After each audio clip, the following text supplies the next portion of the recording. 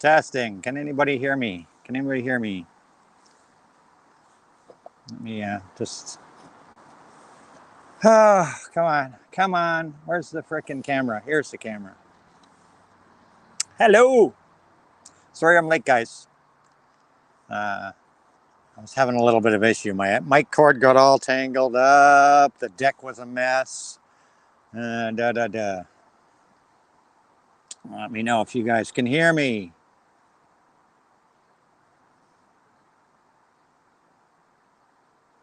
It's not showing up on my iPad for some reason. It's pissing me off. The stream's not playing on my iPad on my YouTube. What the heck's going on?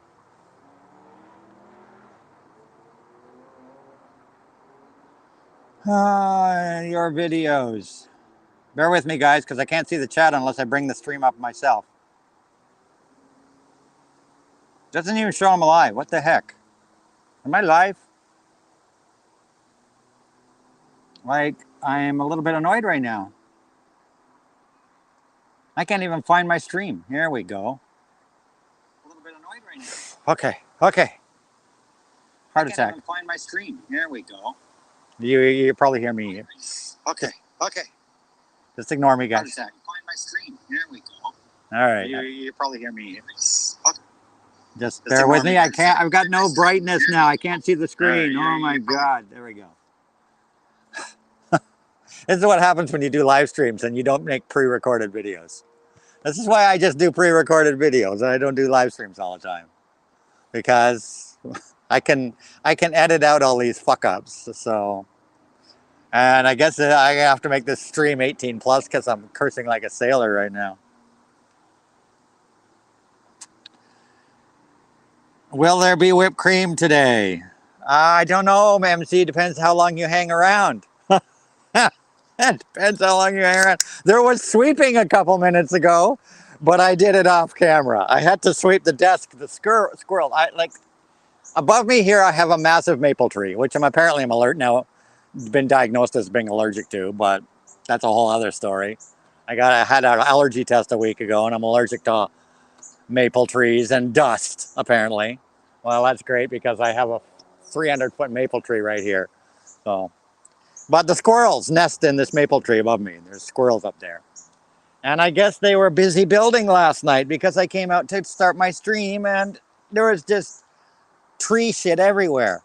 The squirrels had a party last night, apparently.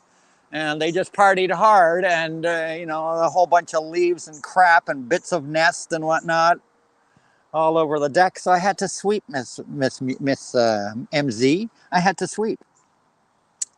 So a little bit of a late start. I'm sorry, guys. I decided to do a volume 2 of my Life and Times of AGK. I did one about a month ago. Can you guys hear me good? It all sounds good. No noise of animals or anything. Air conditioners or highway or... Let's close that door so I don't have... One Piece. Today sporting my One Piece Nami t-shirt. Cat Burglar Nami.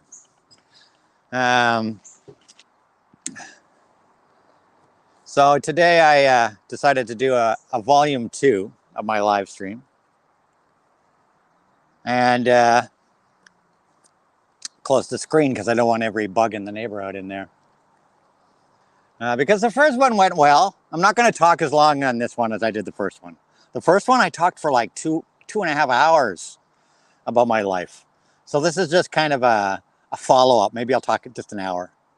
And then we're going to do a live stream after that where people can come up.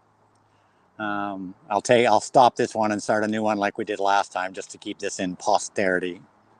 But yeah, I thought I'd do volume 2 because volume 1 seemed to be reasonably successful. I got a couple hundred views and whatnot, and comments and people mentioning it on other streams and stuff. So why not do a part 2?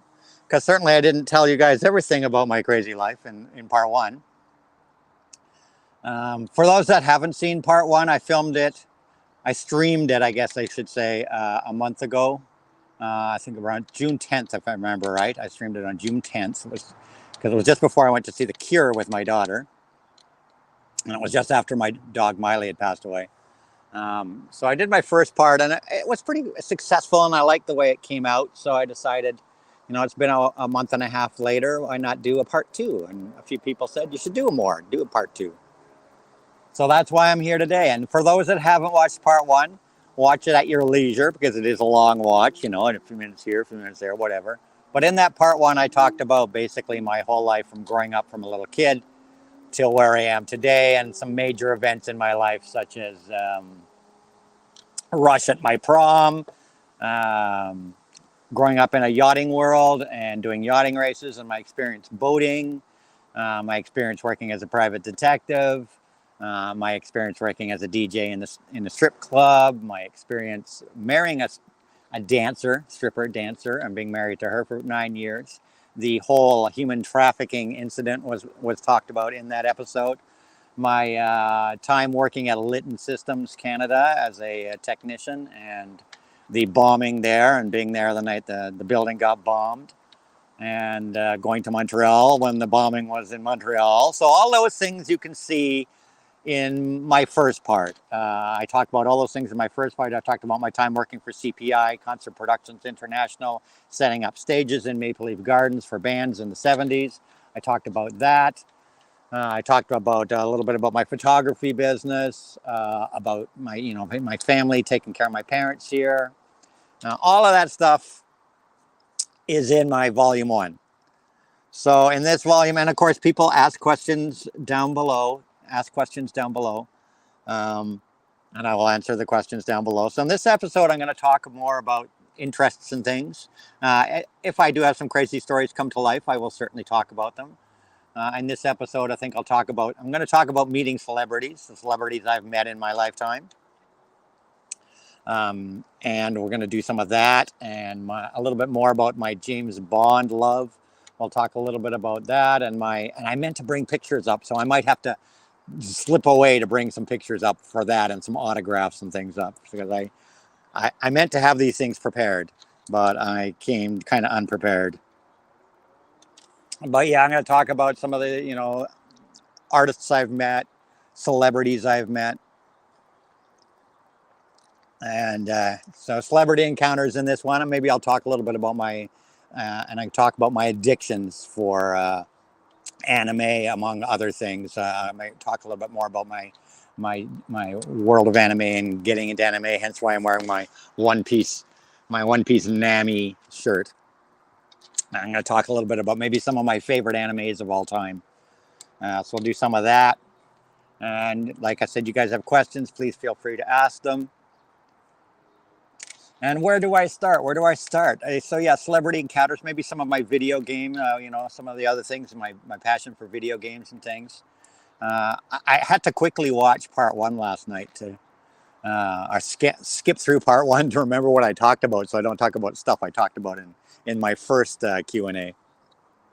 So let me just look in the chat here and say hello to everybody. It's nice to see 11 people are here. Hi, James. James, of course, is my troll stomper. Anybody who makes smart remarks, just remove them from the stream. Thank you very much. MZ, nice to see you here. Mike from BC, nice to see you, Mike. And George, of course, Wasaga George. I'll be coming up your way in August, Wasaga George. I'm going to be heading up to Wasaga Beach in August. Probably drop on the boat in the water in Georgian Bay and bombing up around there for a few days when my daughter goes to Peru for the last 3 weeks of August. She's leaving with her mom and going to Peru. So I'm going to be on my own for 3 weeks. So I will probably take one of those weeks and head up north and do some bombing around in my boat, because I haven't had a chance to do much at all in July so far because I've just had too many things going on. It's been kind of a crazy month. I got up once up north for 3 days so far in July. I might try to get up on Wednesday and go up Wednesday, Thursday, Friday. But tomorrow I would have gone up this weekend, but I couldn't because on Monday I have another bunch of tests for my lungs to find out what's wrong with my lungs. That's on Monday, and then Tuesday I'm shooting a brand new model. And you know you're getting old. You know you're getting old when a model that you used to work with contacts you, and she contacted me a couple of weeks ago, a model I used to work with quite a bit. And you guys actually saw me shoot this model when I did the pool bikini shoot and the lingerie shoot right here at home. Athena, the blonde model, she approached me, and I've known her for well over 10 years. I've worked with her for over 10 years. She approached me a couple of weeks ago and said, I'd like you to shoot my niece. My niece wants to get into modeling. So, you know you've been in this business a long time, and you know you're getting old when models that you worked with are now bringing their nieces to you, their young nieces to you. I'm getting too old for this shit, man. So yeah, I'll be shooting a young model. I think she's 17 or just turned 18 or something. I'm getting her mother's coming, of course, to the shoot, because when I work with young models, I always insist that I have to have written permission, and I prefer that the parents are there at the shoot and so on and so forth. But she's a young, beautiful young girl, beautiful young model. She wants to do some bikini shoots on the beaches, so we're going to be doing it all. It's all going to be on location. I'm going to be shooting down at the beaches here in Toronto, and I think we're doing some urban things too. She's got some dresses but she wants to get into modeling, and of course, my Athena model I worked with for many years recommended me and gave me high praise, and passing the torch along to to her niece. So that's something that's happening this week, and then after that, maybe I'll try to get away on Wednesday for a few days. But then, my daughter comes over on Friday, and we got to get ready for our big trip out west. We're going to be flying to Vancouver, Canada on August 1st, and we're going to be spending 3 days in Vancouver, Canada. And my daughter's never been in Western Canada, so this is her chance to see Western Canada. And we're going to be flying out there, doing some touring around Vancouver. Of course, any remaining relatives I have are out in the BC area, but apparently there's not too many, because I was trying to contact some of them. And my cousin, who I thought still lived in Victoria, apparently now lives in New Zealand. So I guess I'm not seeing him. But yeah, I'll be going to Vancouver. Then we're going to take the ferry across to the islands and spend 4 days in Victoria. And I'll be meeting up with Rachel's ghost in Victoria with my daughter. That's right, Rachel and Sue will be meeting up with me for a day, and we're going to spend a day together touring around in Victoria as part of our trip. And here come the heat bugs. I hope they're not too loud, guys. So yeah, let's get back. This is, these streams I do are basically about my life. They're not about AGK. They're about Anthony. And just to give you guys and I got mosquitoes out here, just to give you guys a little more detail into my personal life. So, like I said, this stream is going to be more about people I've met and so on and so forth. So let's get on with that. Let me just check for questions. Any questions? Everything's cool. That's fine. So I think we'll do celebrities first. Celebrities I've met first. The first celebrity that I ever remember meeting was when I was 7 years old. And that was the Prime Minister of Canada. That's right. The Prime Minister of Canada, who at the time was Pierre Elliott Trudeau. Probably one of the most loved and best Prime Ministers Canada ever had. His reign as Prime Minister lasted, I believe it was 11 years. I'm thinking 11 years, maybe more. I'm not a politics guy, so I'm not sure. But yeah, I can remember that was a big thrill. I told you guys, I can't remember if I told you guys in my previous video, if I told you guys that we used to have a cottage in British Columbia. I lived in Calgary till I was 10. And that's some stories for you. I know I didn't tell these stories there, so we'll go there. I lived in Calgary until I was 10, and we had a cottage at a lake called Lake Windermere, which was past Banff. We would drive on weekends, and we would spend the entire summer there. I would stay at the cottage all summer long. And I think we had the cottage from about 1966 to when we moved to Toronto in 1970. We sold the cottage when we moved here. But for, a good 4 years or so, I spent all my summers at the cottage. on Lake Windermere, which is in BC. It's close to a little town called Invermere, and it's just past Radium Hot Springs, which is past Banff. So we would drive from Calgary, pass through Banff, and we'd sometimes go to the Banff Hot Springs. I remember the Banff Hot Springs.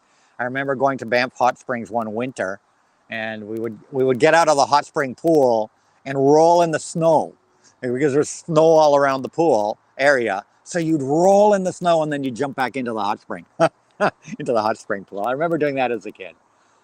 And then there was Radium Hot Springs as well, which are hot spring pools. And our cottage was past Radium Hot Springs in a lake called Windermere.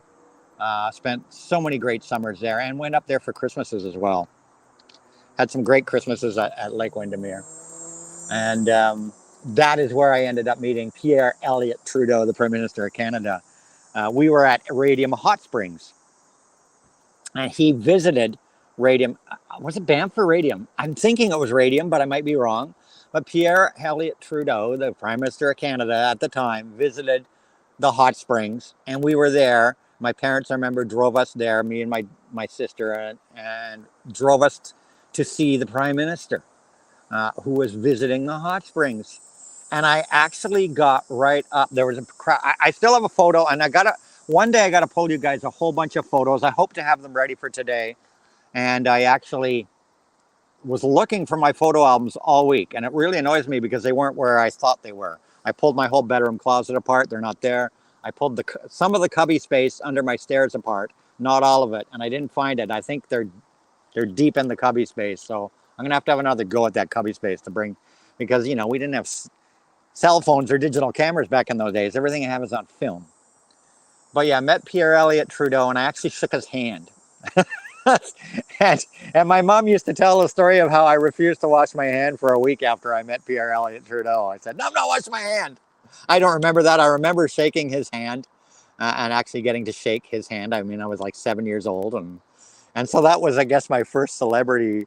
The first celebrity I ever met was the Prime Minister of Canada, and I got to shake his hand, which apparently I didn't wash for a week.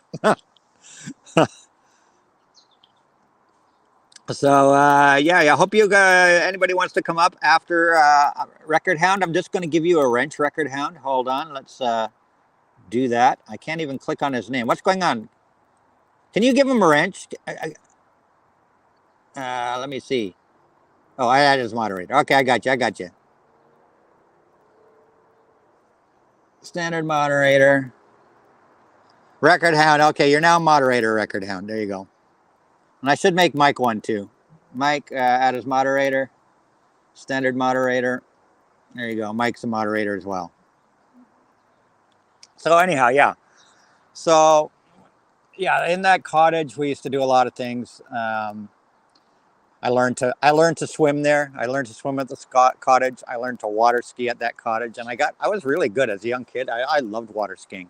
I used to slalom ski as well. I learned to slalom ski. And if anybody knows the difference in water skiing, you water ski on 2 skis or you slalom on 1. And you start by learning on 2 and then you graduate to 1. And by the time I left to come to Toronto, I was slaloming on 1 ski at 9 years old. My father was a fantastic water skier. And I can tell you two little quick stories there before we continue on, because I try to just sort of link these stories together. This is my book of my life. Volume 2 of the book of my life. So yeah, we used to water ski all the time at the cottage. And my dad was fantastic. And we had 2 incidents water skiing, unfortunately. One I don't have very much of a recollection of, except that my father always used to start off at the beach. He'd start off on, like when I learned to slalom water ski, I'd be on 2 skis, and then while you're going, you shake off 1 ski, you drop it, and put your foot into the first ski. That's the normal way of water skiing, is to start off on 2 and then drop 1 ski and then ski on the 1 ski. But my dad was such a pro water skier, he would do a jump start off the dock on 1 ski. He'd stand on the edge of the dock at the cottage on his 1 ski. My mom, of course, at the time, my mother was the one that would drive the boat and I would be the spotter. or my sister or whoever. But this particular time, I was the spotter. My mom was driving the boat, and my father would do his jump start off the dock, and literally she'd gun the boat. The slack in the rope would take up, and when the slack got tight, my father would literally jump in the air off the dock, off the end of the dock, and onto the water on one ski. My dad was freaking amazing at skiing. And on that one particular day, everybody, I'm still coming loud and clear for everybody. Please just give me a thumbs up if I am. On that one particular day, the only thing I remember is seeing a canoe go underneath the boat. That's right. Our boat launched into the air, and an aluminum canoe passed underneath us with people in it. And what had happened is when we were going, the sun on the lake, the sun was low because my father used to always like to ski late in the afternoon towards evening before cocktail time. The sun got in my mom's eyes and it was reflecting off the water, and she couldn't see a canoe that was in the water. It was totally gone. It was just hidden in the glare of the sun off the water. And the boat, of course, the boat, when you're going, the bow of the boat is a little bit out of the water. So, of course, the bow of the boat passed over the canoe and then, of course, launched the canoe into the air, and it landed back down in the water. And all I remember of that incident was that it was a fluke accident. And thank God nobody was hurt. There was a young couple with their baby in the canoe. I remember my parents were scared to death. I remember the people coming over. I remember after we realized what had happened, my father swimming to the canoe to see if they were okay. My mother circling around with the boat and coming up beside the canoe, and getting the people out of the canoe into our boat. And I think the lady, if I remember right, one of the people, wasn't the baby, it was either the lady or the man, had a small cut on her arm from our boat or whatever as it passed over. It was scary. I still remember being a kid being very shaken up about that. So let me just get rid of that. So thank God nobody was hurt, and life went on, and so on and so forth. I don't know anything else other than that vague recollection of that happening. But there was another incident that happened that I remember very clearly. And that was with my dog, Tammy. And Tammy was a Poogie, which means she was part Corgi, part Poodle. So she looked like a Corgi more, in the body and the head and everything. She looked like a Corgi, but of course she had long white hair. It wasn't curly like a poodle has. She had long white hair, but she definitely looked like a Corgi with long white hair and longer legs than a Corgi. More like a poodle's legs. And her name was Tammy. She was dumb as fuck. She was dumb. She was a sweetheart of a dog, but she was a dumb dog. And I got her when I was 7 years old as a puppy in 1967. Because I was very sick that year, and I had to miss an entire year of school because I had stomach problems. I had stomach ulcers as a kid, and I missed a whole year of school. It was grade 5 that I missed, and I had to take grade 5 the next year again because I missed all of grade 5. And then we moved here, and when I moved here, it just kind of all balanced out. I was the same age as everybody in grade 5 here. But my parents had bought me a dog because I'd been sick that year, and so they bought me this dog, and her name was Tammy. And Tammy used to stand on the beach or on the dock and bark at my dad when he would go skiing. He'd be right at her heel. She'd be right at his heels, and she would bark at him, just because whatever, he's going to go water skiing, and he's flying off the dock into the wild blue yonder there of the lake. And it was a game, and my dog would bark at my dad every time. She'd get all upset and all worked up and bark at him. And this one particular time, She's barking at him, barking at him. My mom once again is driving the boat. I'm spotter in the back seat, spotting. A spotter watches the skier. So when the skier gives a thumbs up for more speed, you tell the driver a thumbs up or a thumbs down, slow down, or go around again, go around the lake again, whatever. That's your job as a spotter. And of course, if the skier falls, you got to let the driver know so that they can circle around and pick him up and get him going. So this one particular time, my dad drops. He didn't like the start. He gave the signal to go.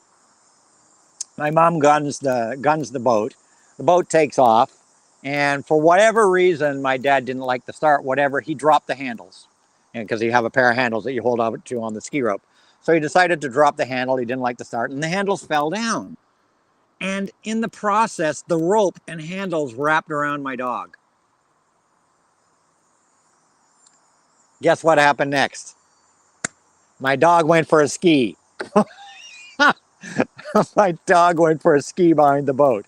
So the handles and rope wrapped around the body of my dog. And I still remember to this day, my dog skipping along the top of the water behind the boat. This little dog skipping along in the water like a pebble that you flicked across the water. Tangled in the rope, the dog skipping across the water.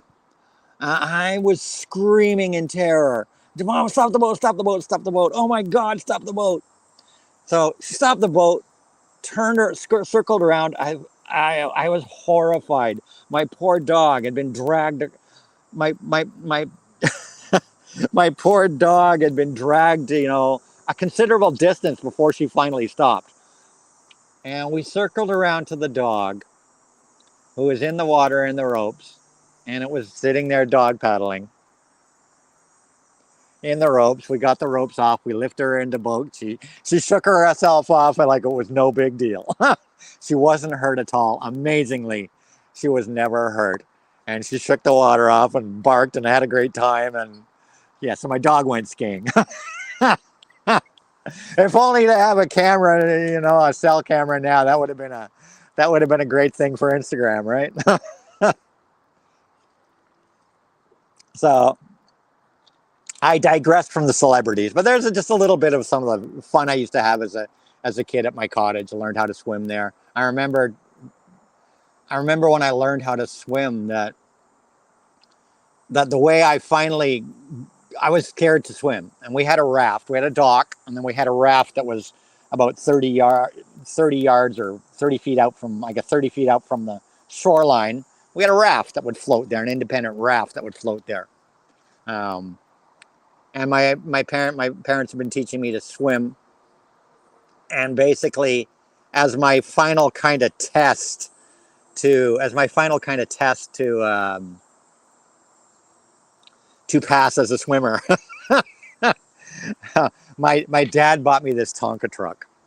And there was this Tonka, people know what Tonka trucks are. Back in the day, Tonkas were like the thing. They made all sorts of bulldozers and dump trucks and all this stuff. Tonkas were like the best toy ever for a boy.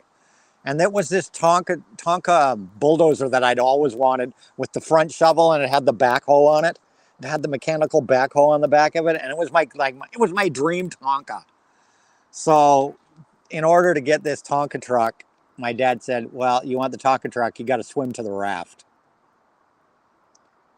And that's when I conquered my fear of swimming, because I wanted that Tonka so bad.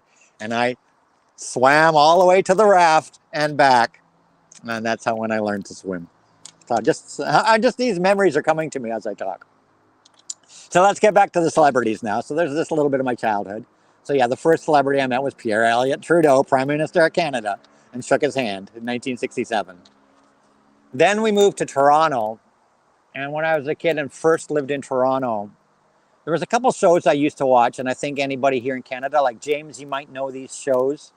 There was a show called The Hilarious House of Frightenstein. And I'm sure Record Hound, you will know this show. Record Hound, for sure you will know this show. I'm pretty sure. And I think, James, you will know the show too. It was called The Hilarious House of Frightenstein. And it was a half-hour comedy show. And the main character, the main guy that played all of the characters, he played the Frankenstein, he played the Dracula, he played everybody on this show. Yeah, you love that show, right? The Hilarious House of Frankenstein. It was Billy Van. I don't know if you guys remember his name is Billy Van. I do have. I will find that autograph. I need to like dig up. I know exactly where it is. It's buried away somewhere. But Billy Van was the guy that played in this show. He was a Canadian actor that played in the show, and he also did a show called Party Game. That was on at 6:30 every night, and it was a charades show with celebrities. He had 3 celebrities that did charades. It was a charades show. And it was called Party Game. It was their charades show. Billy Van was also on that. So Billy Van was on Party Game, and he, of course, did the Hilarious House of Frightenstein, which I never missed. And I went to the Royal Ontario Museum here in Toronto. It's our local museum, the Royal Ontario Museum. I went with my friends. I used to always go to the Science Center, and the Royal Ontario Museum was a great place to go with friends and just run around and not really getting an education, just look at all the cool mummies and dinosaurs and shit, you know. But I was there one weekend with some friends checking out the dinosaur displays and whatnot at the ROM because students got in real cheap. They called it the ROM, Royal Ontario Museum, the ROM. And I'm there, and sure enough, there's Billy Van.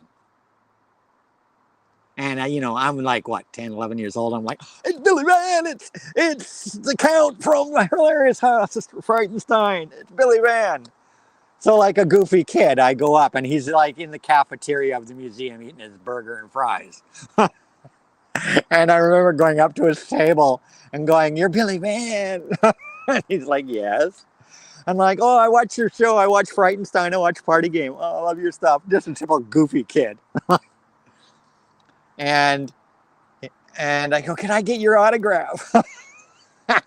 So he's like, "Sure, no problem, no problem. Nice to meet you." And he shook my hand, and he gets his pen out, and I didn't have anything for him to autograph except the receipt to get into the museum, the little cash register receipt to get into the Royal Ontario Museum. It was the only piece of paper I had. So he signed the back of my ticket of the ROM, and I do have that put away in a box somewhere, a little trinket box. And one day I'll pull it out. And maybe I should put it with other autographs. So he was like the second celebrity kind of person I met. Let me just look at the comments here. Yeah, Frightenstein starting Billy Van, Billy Van, Billy Van, and Billy Van, and Billy Van. Yeah, exactly. The Wolfman would play music, and Igor would dance. That's right. Yeah.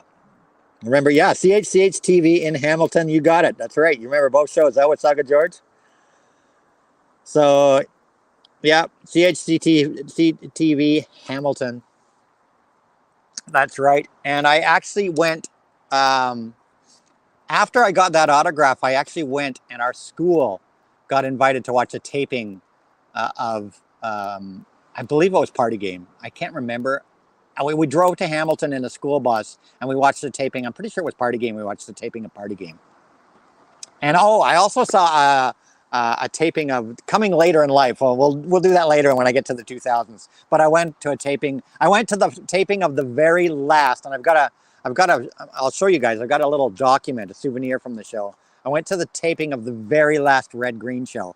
And people in Canada will remember the Red Green show, Masters of Duct Tape, the Red Green show.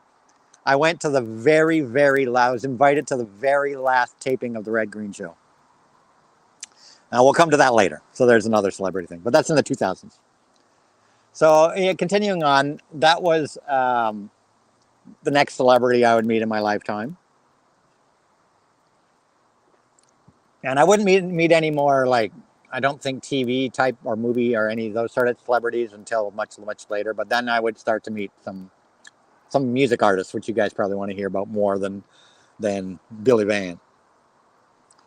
So the next person I would meet would be Alice Cooper in 1975. And of course, Alice Cooper, I had fallen in love with Alice Cooper in around 1972, 73, just after School's Out. And I got into Alice Cooper when I went on a scout trip.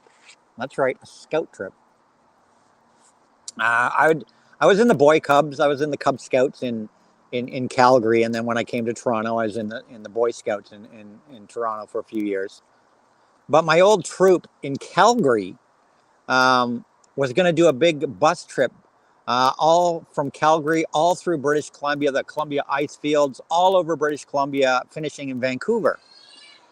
And they invited me to come on this trip. So I flew back. Actually, I was living here in Toronto at the time, and I flew back to Calgary to go on this scout trip. And my scout troop, we wore the scout uniform, the scout hat, and we wore kilts. That's right, our scout troop wore kilts.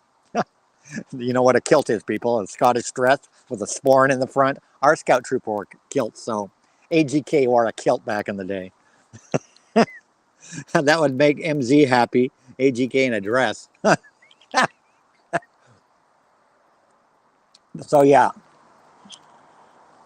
so I'd gone back to go on this bus trip with my Boy Scout troop, and that was a lot of fun. We camped under the stars. We toured all over British Columbia and stuff. It was like a 3-week trip. It was a summer deal. But on that bus, they had an 8-track player. It was a scout bus thing, and there was an 8-track player, and they had all these 8-track tapes on the bus. And one of those, two of those 8-track tapes were Alice Cooper School's Out and Alice Cooper $1 Billion Babies. And that's where I discovered Alice Cooper, on this scout trip on a bus in British Columbia. They would just, 8-track tapes, they just keep going and going and going. And the guys would either play the School's Out album over and over and over and over and over. And I don't remember any other 8-track tapes. And the $1 Billion Babies tape over and over and over. And so that's where I discovered Alice Cooper, on this scout trip. And when I came back to Toronto after the scout trip, of course, I got into Alice Cooper and started buying all his albums. And I've been a fan ever since. So thank you, Boy Scouts of Canada, for introducing me to Alice Cooper. That's right, the Boy Scouts of Canada introduced me to Alice Cooper. So I got into Alice Cooper, and we were living in right mid Toronto, northern Toronto, not North York, but northern Toronto. And my next door neighbor, by fluke, wasn't, when I became about 14, 15, I started babysitting for my next door neighbor. They had 2 young kids. He was a lawyer. The Mathesons, in fact, their names were the Mathesons.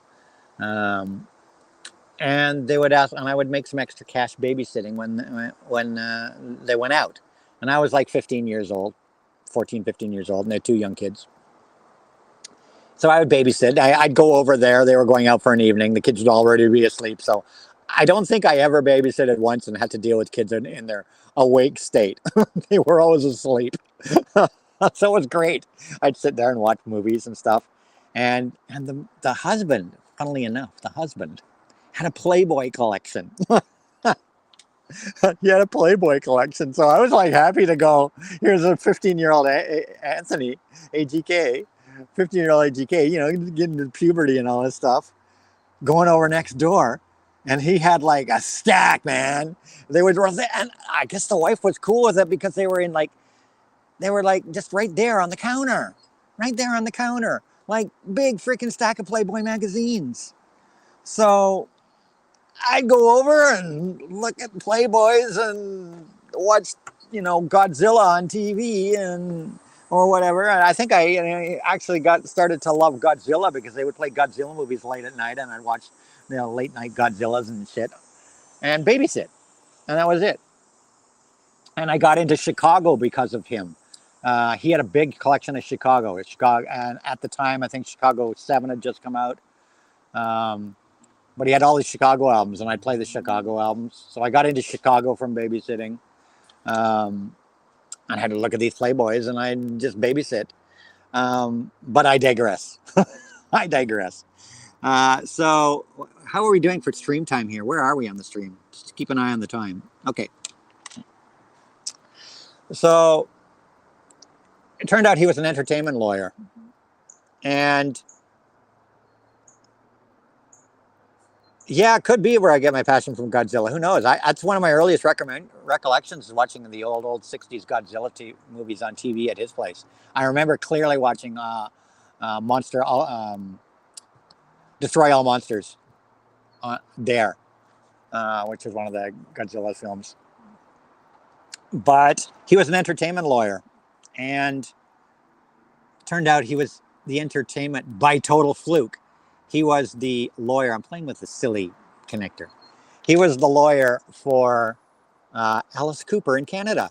He was Alice Cooper's lawyer here in Canada. He was an entertainment lawyer, and he represented Alice Cooper because Alice Cooper worked a lot in Canada. Or Alice Cooper, believe it or not, recorded a lot of his albums here in Toronto. Alice recorded a lot of his stuff here in Toronto. It's well documented that Alice used to record up here and used to be up here all the time. So he was his legal representative, Alice Cooper's legal representative in Canada. And I will pull out the autograph later. When we do the live stream, unless you guys want me to leave and go get it and come back. I mean, if you guys tell me below, if you want me to bring the press kit out that Alice gave me, I'll quickly run and grab it and show you guys the press kit that Alice gave me. So he was Alice Cooper's lawyer here in Canada. And this is around 1974, 75 when I was babysitting for their kids. And of course, Welcome to My Nightmare had just come out. And Alice had just started on the Welcome to My Nightmare tour. So he got me, and I've got the ticket. You guys have seen my ticket book. The ticket's in the book there. He got me a backstage pass to the Alice Cooper Welcome to My Nightmare show when it came to Toronto. And I went with him. It was him, the lawyer guy, and me. And we had floor seats, real nice close floor seats for the Alice Cooper show, and a backstage pass. And when I went backstage, I was given what's called a press kit. And inside that press kit, it was the Welcome to My Nightmare tour press kit. And inside that press kit were some glossy 8x10 glossies, which still look perfect to this day. They haven't faded, they haven't yellowed, nothing. I was given in it was some 8x10 glossies of Alice Cooper. There was some notes on rice paper or linen paper notes, bios of each member of the band, a letter from Atlantic Records talking about details about the tour, stuff that radio stations could say because these press kits were given to radio stations. And there was a copy of the tour program in it as well. And it was signed by Alice. So when I went backstage, I met Alice just before the show. I met Alice, which was a thrill of my lifetime. My first real big person I meet is Alice Cooper at Welcome to My Nightmare, backstage at Welcome to My Nightmare.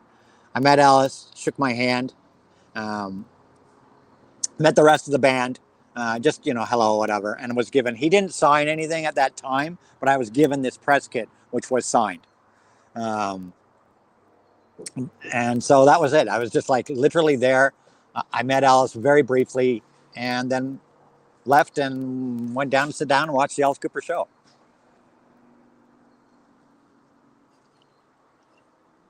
So let's see. Let me just check what's going on in the chat here. Alice played in St. Catherine's 1973. I have a photocopy of the contract he signed for the show.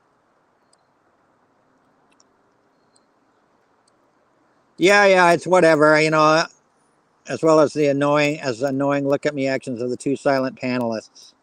Hope you found yourself a nice rescue dog for new company. Yeah, I told the traffic, and of course I've told that story a number of times. It's not the first time I've told that story about the human trafficking. Like I said, watch volume 1 of this Q&A that I streamed. It's on my channel. You can look in the live streams. You can see my Q&A, and I tell that exact same story with the exact same detail. I know there's skeptics out there, and I don't blame people for being skeptical, but one day I'll be able to find those photo albums. I'm getting close to tracking them down, which show pictures of me in Mexico with my stripper ex and pictures of our wedding and all that shit. So for all you doubters, I'll be able to rub it in your face, whatever. It's whatever. Whether people believe me or not, I don't care. It's part of my life. At any rate, I digress. You want to know all about the human trafficking thing? Yeah, check out the volume 1 of this Q&A. So I met Alice Cooper. And then the next, I guess, let me see. So there was Rush, of course, played my school prom. See my first video for that one. Then I would meet Alice Cooper. Would be the next person I met. When I worked for Constant Productions International, setting up stages, I never got to meet any of the bands. I was just there to grunt labor, doing grunt labor work. The next time I would meet somebody would be, and I just pulled her picture when I was looking this week, and it's on my wall. Maybe I'll show you guys on the stream later. I met Samantha Fox. And does everybody remember Samantha Fox? This is in the 80s now. Who remembers Samantha Fox? She had gained fame as posing topless in the UK, a UK magazine or something. She was a UK, if I remember right, she was a UK semi-nude model that had a brief singing career. Her name was Samantha Fox. And I met Samantha Fox. I went to a record launch party for Samantha Fox. But actually before that, I went to a record launch party for the Monks. And anybody knows who the Monks were.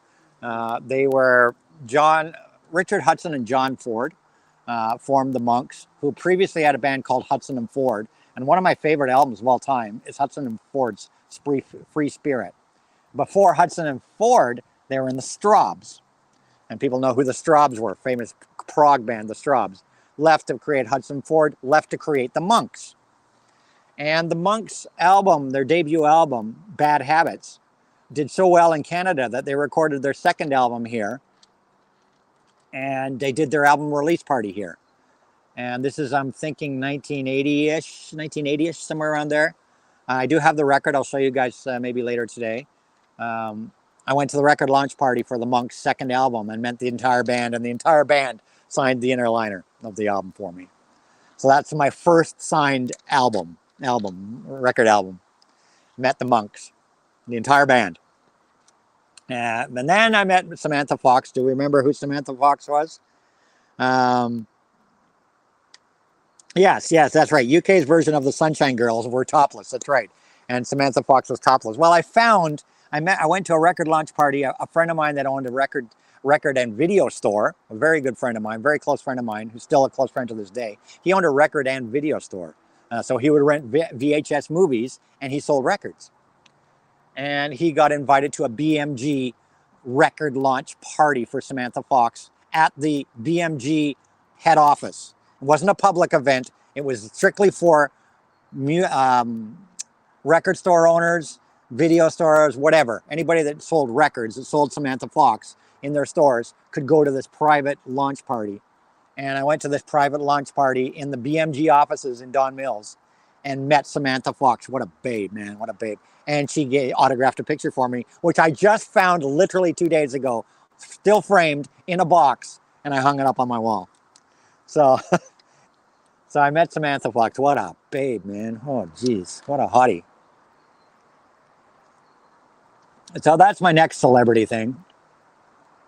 I think after that, the next real celebrity I would meet would be Pierce Brosnan. Would be my next celebrity I would meet, Pierce Brosnan. And that was in 1997. And I've told this story before here and there, but I didn't. I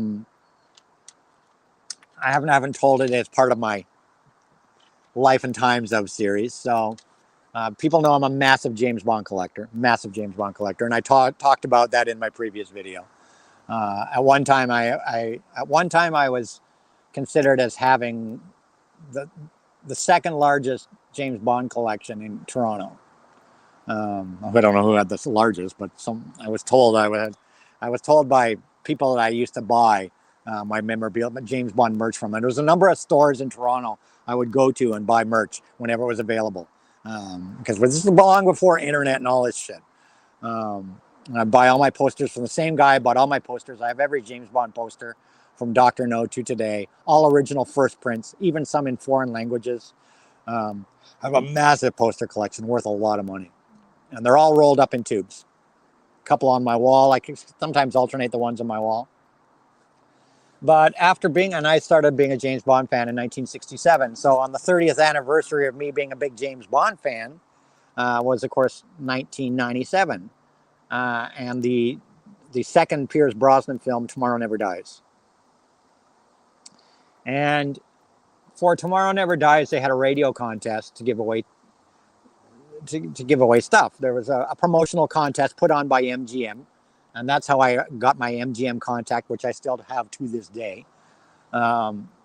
Is there was a radio station, and in 1997 I actually had a James Bond website on the internet.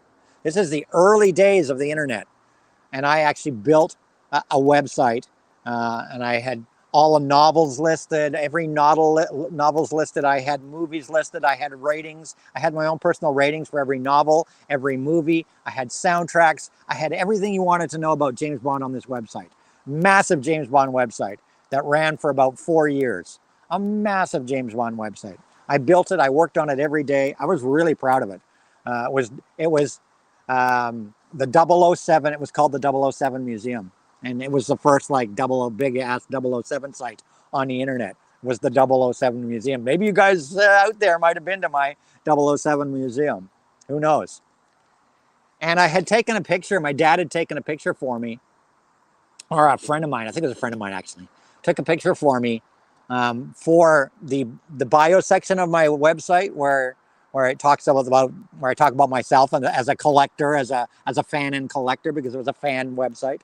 So there was one page where I talked about myself as a collector, and I had a photo taken, and in that photo I was dressed in a tuxedo.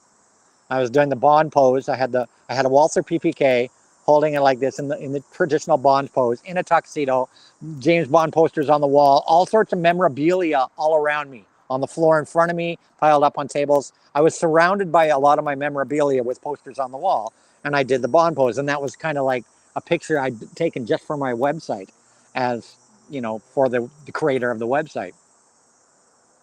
So so there was a radio station here in Toronto, Chum FM, had put on a contest to promote the new film Tomorrow Never Dies with Pierce Brosnan that was about to play. And they said, and friends came to me and said, Anthony, you should enter. There's a radio contest. You should enter it. There's a contest on the radio. And I listened to the station, and it was do your best James Bond. So my friend's like, Anthony, you got to enter this, man. Like, there's no way you don't enter this contest. So it's do your best Bond. See, what you have to do is you have to mail in, because this is, you have to mail in a photo of yourself doing your best Bond. So, of course, I had this picture already of me in the tuxedo doing the Bond pose for my website. So I sent in the pose. I sent in the picture. I emailed the picture to the radio station of me doing the Bond pose. Sure enough, the radio station calls me up. Says, congratulations, you're one of the finalists in our Do Your Best James Bond contest. You're one of the finalists. I'm like, holy shit, fantastic. So they send me an email saying you'll get all the details of what we want you to do next shortly. And so I get an email, and it was basically I had to go to Planet Hollywood in Toronto, which is now gone, unfortunately. I had to go to Planet Hollywood in Toronto, as I was one of the 10 finalists. And I do have a photo of that, and I have shown it on live streams before. If you guys want me to show it later, I will show the photo later. I forgot to bring all my props for this episode, but I will show you guys the photo later. But it was Do Your Best James Bond. And so I got down, and you're going to be required to perform a short skit on stage. And I'm like, well, fuck me. I can't act. What am I going to do? I'm not good in front of crowds. It's funny now, here I'm on the internet in front of the whole world. But back in the day, I wasn't comfortable with getting up in front of a room full of people, let alone Planet Hollywood restaurant full of people. So you had to do a small skit. So I came up with something that would require no acting.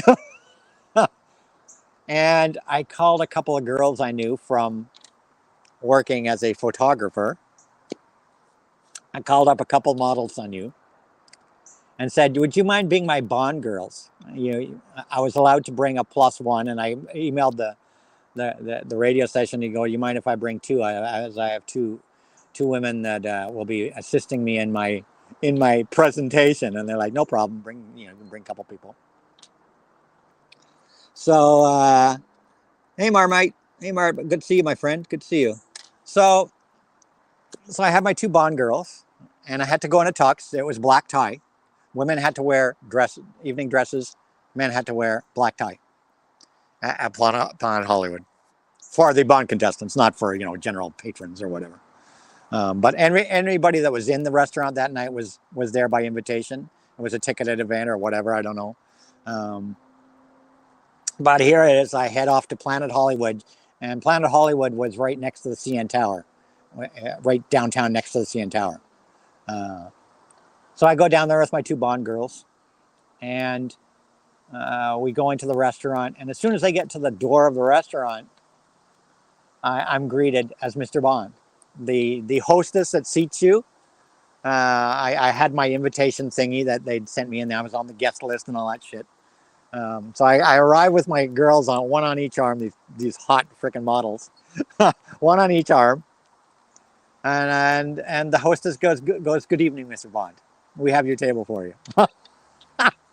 And there's another girl with a tray right there with martinis, of course, shaken not stirred, on a tray, and she passes me a martini and passes the girls a martini as well.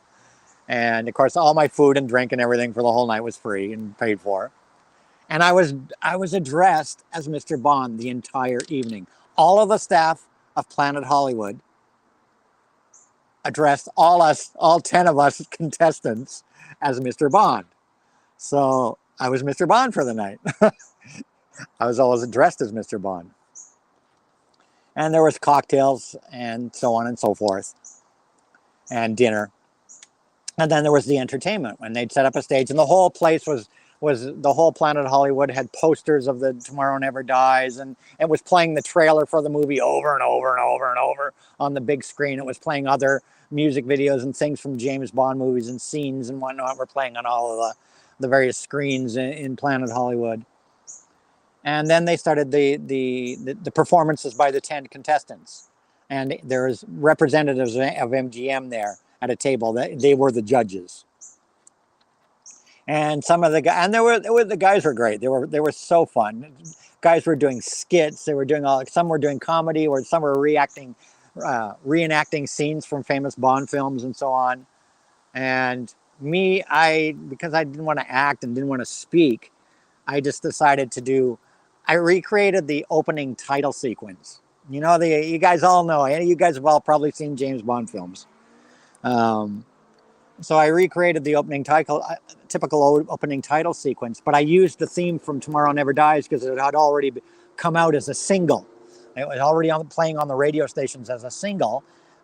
So I used the single of Tomorrow Never Dies theme, and I basically stood on the stage with my Walther PPK doing stuff like in the opening credits of Bond films, where I'm just basically posing and firing my gun and doing all this shit, I'm trying to look cool.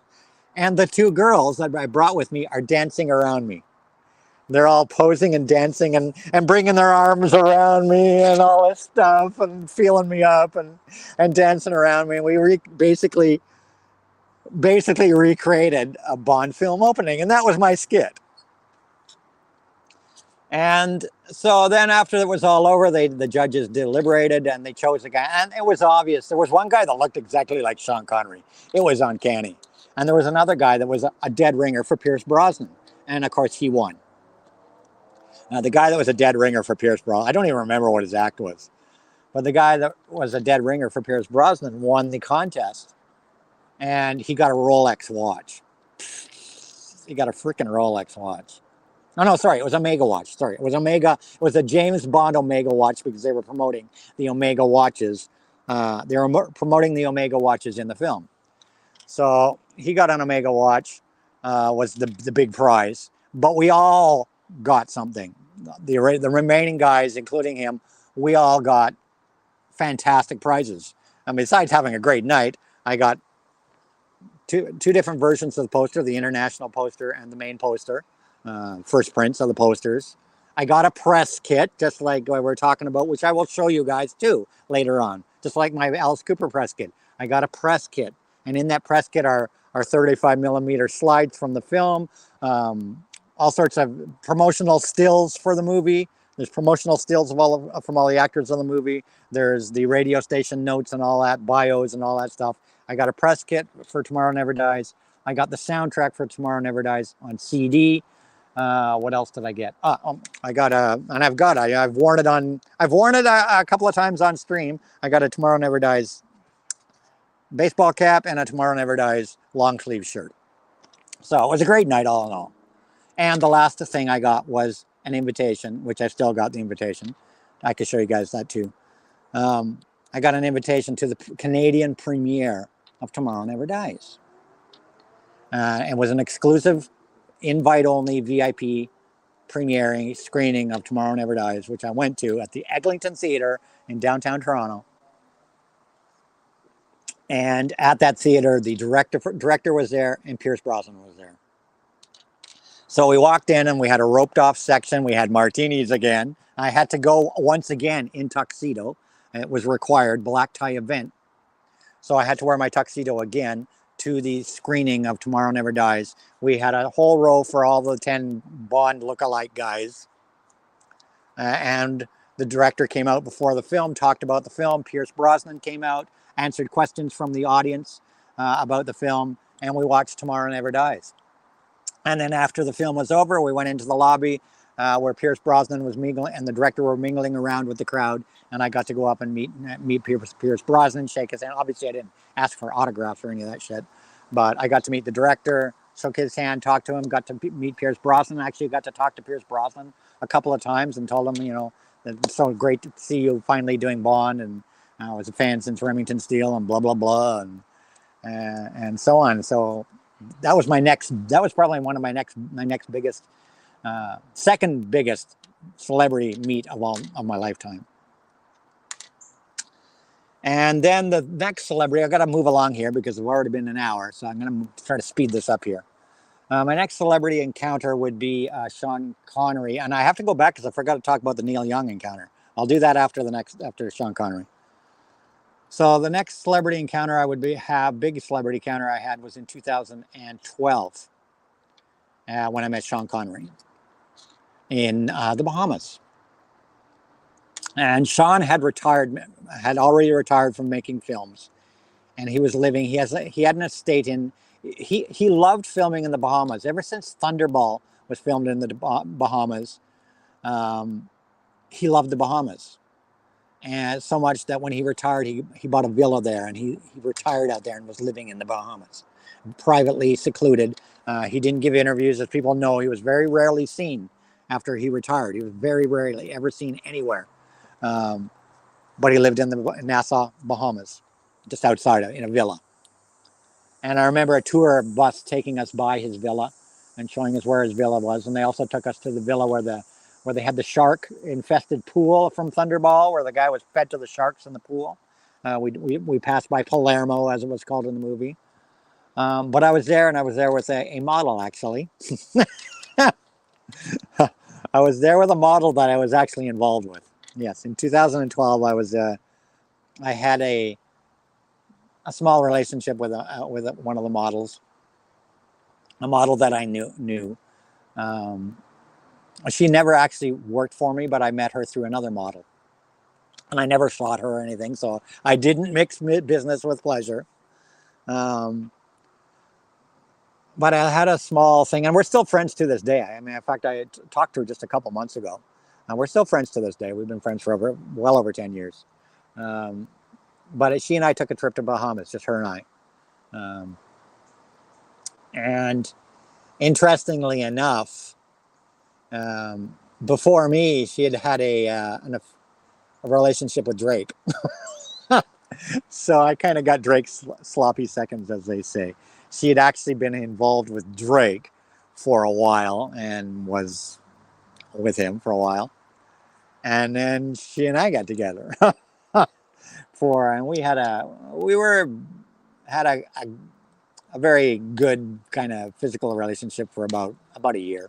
And we've been friends ever since. But yeah, so I was involved with somebody that was involved with Drake. So I don't know how that quite works, but you know. So she and I were in Bahamas, and we were in downtown Bahamas one day, just downtown shopping Bahamas. And there on the street in a fruit market is Sean Connery. Sean Connery out there in a fruit market, looking over the fruit on a fruit market. And I was just like, no way, that's not Sean. There's no way, that can't be.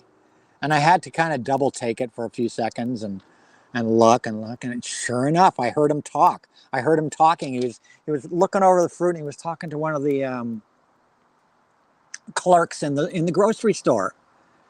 And he was just asking the clerk some questions about the fruit. And as soon as I heard his voice, I was like, fuck me. It's Sean Connery, my idol of my entire life. This guy was my idol. When Sean Connery died, I cried. Only 2 people that died in my life, celebrities, made me cry, and Sean was one. There's Sean Connery in a fruit market in Nassau, Bahamas. So I had to go up to him. I was with my girl there, and I go, listen, this is Sean Connery. She didn't know James Bond from a hole in the wall.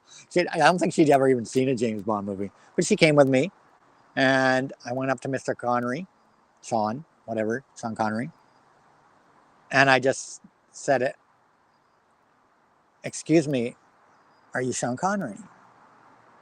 And he's like, why, yes, I am. And when it wasn't like, why, yes, I am. He goes, yes, I am. And he goes, and I go, it is an absolute, I don't want to bother. I think, if I remember right, I think I said, I don't want to bother you, but I just wanted to say, I'm a massive fan all my life. You inspire me in so many ways. And he said, thank you. And he shook my hand, and that was it. And I went on my way with my heart in my throat. So, yeah, so I met Sean Connery. Biggest thrill of my life.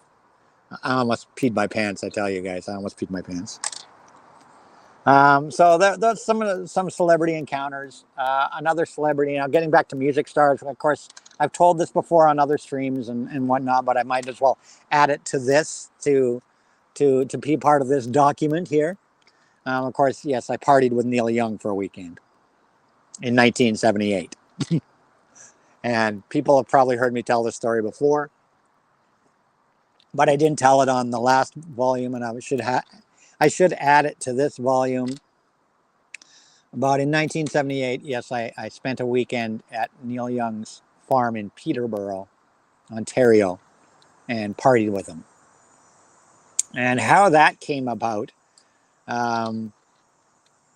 Scott Young was a newspaper writer who had a newspaper here in Toronto, had a column here in Toronto, Ontario. And he had a daughter, Astrid Young, which is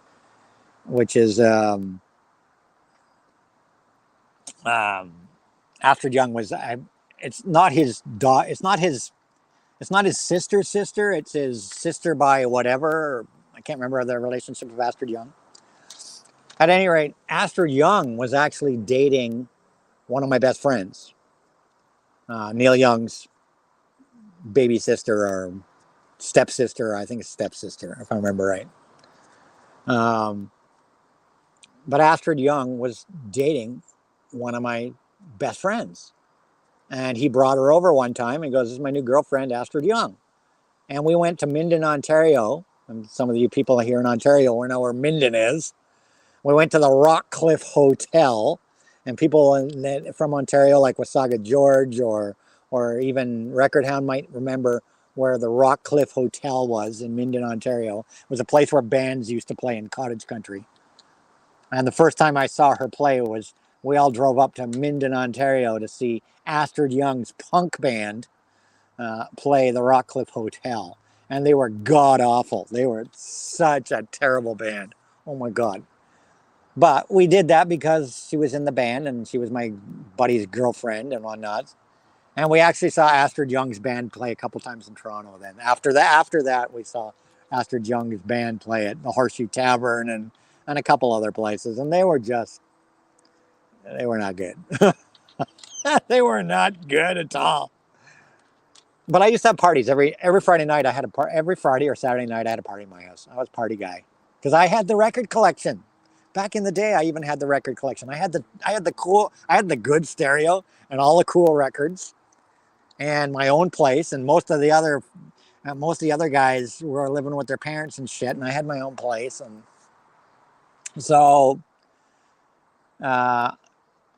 I had a separate apartment. It was connected to, it's hard to explain. It was connected to my parents' house, but it was my own apartment. So we could do what we wanted. Whereas all the other people were, you know, like right with their parents. You know, I was 18 at the time, and 18 and 19 at the time. I think I can't remember if I was 18 or 19. In 1978, I think I'm 18 or 19. I don't know. So he had asked her over one night for a party. And I don't know what the fuck she did, but she was wasted. I mean, this girl was wasted. And she went over to my stereo and she fiddled around with it and cranked it up till we like, just like, till we, till the whole room shook, and she blew a channel on the receiver. I don't know how she did it, what she did. I don't know what the fuck she did, but she blew the stereo. One channel of the stereo went pop, boom, gone. We're hearing mono out of one speaker now. The left channel worked, right channel was gone. So I looked at her and I'm like, what the? I went to my buddy because I'm not gonna, you know, get pissed off at her. You know, I went to my friend and I was like, man, you bring this chick to my party and she fucks my stereo. I'm like, what the fuck, guys? Like, and she's like, I'm sorry, man. I'm so sorry. I'm so sorry. And she goes, you know what? I was like, whatever. Okay, it's done. What's done is done. What are you gonna do? What are you gonna do? I'm not gonna. What am I gonna do? Make his girlfriend pay for my stereo, right? So she felt really bad, uh, even though she was wasted. She felt bad about it, and she's like, "Oh, I'm so sorry. I'm so sorry." So you know what? I'm having a big party at my brother's farm, and at this time, I didn't know that Astrid Young was Neil Young's brother. I didn't know that Neil Young was Astrid Young's brother at the time. I was introduced to Astrid Young, and nobody had mentioned to me that Astrid Young was connected to Neil Young. And like, I didn't know.